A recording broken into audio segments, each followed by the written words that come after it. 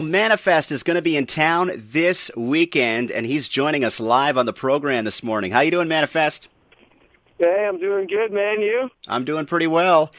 If you could go back in time, say 10 years, when you were really just starting out, right, and talk to a younger version of yourself, a young Manafest, what advice would you give him? What have you learned about the industry?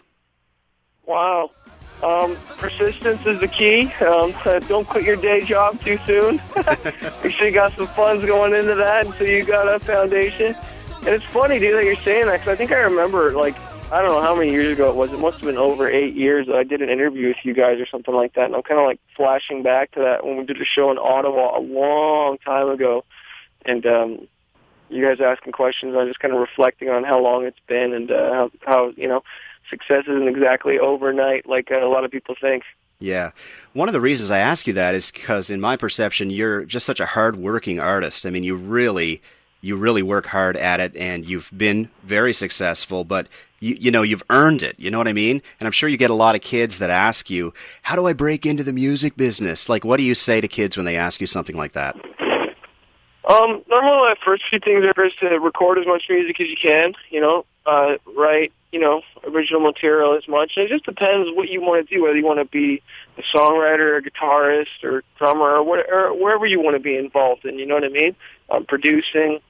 And just get your hands dirty. Jump into it, you know what I mean? I always tell kids, don't just go to school for it. Start now, start getting involved. And, I find some of the best guys are the dudes that, just started getting their hands dirty now, started getting involved with bands and just industry and learning. There's nothing better than hands-on experience.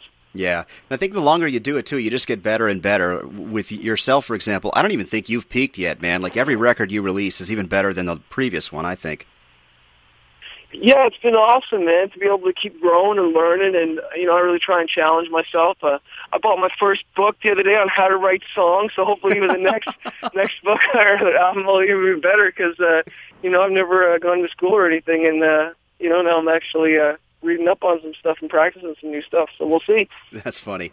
So talk about your new record, The Chase. How does that record compare to the previous releases? Well, this one's an all-rock record. It's produced by my buddy Adam Messenger.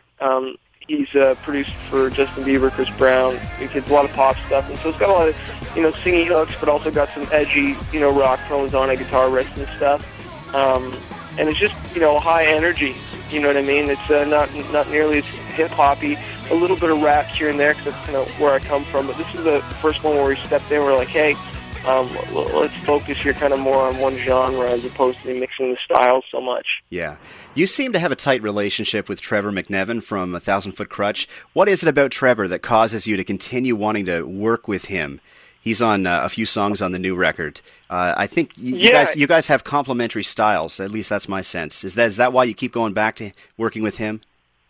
Yeah, we've just got a good relationship, From when I first got signed, he was kind of the main support in that, and we've just developed a relationship and a good songwriting vibe when we get together, whether we're in the studio or not, and just kind of see the same vision on a lot of things, you know what I mean? Especially musically as well, just our taste and stuff. So it gels, because you don't always just gel with everybody. Sometimes you can get in the studio with someone and you want to go right and they want to go left, where we're kind of going the same way and we get it, you know what I mean? Yeah, oh, absolutely. Yeah, that's very key.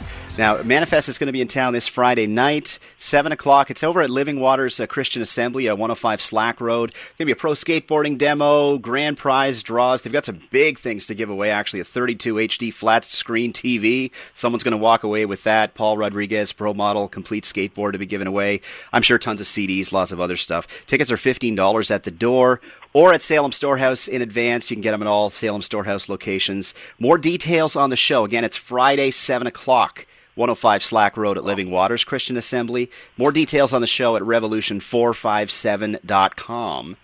And for those that have never seen you live before, what's your live show like, Manafest? What should people expect Friday night? Well, I travel with a full band now. For those who hadn't seen me previously, normally it was like with a DJ or a breakdancer, and now it's a full live band, so we're going to have like a lot of energy. We did a show like this with the skaters and everything last time. It was just awesome, man. We turned like the place into like a little skate park, and dudes are skating. We got music pumping.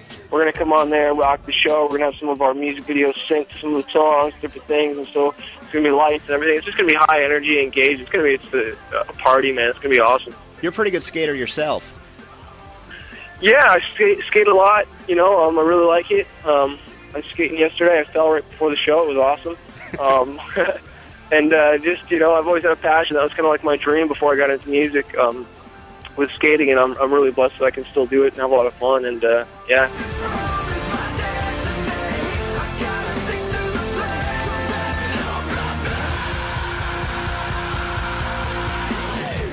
My life is so curious.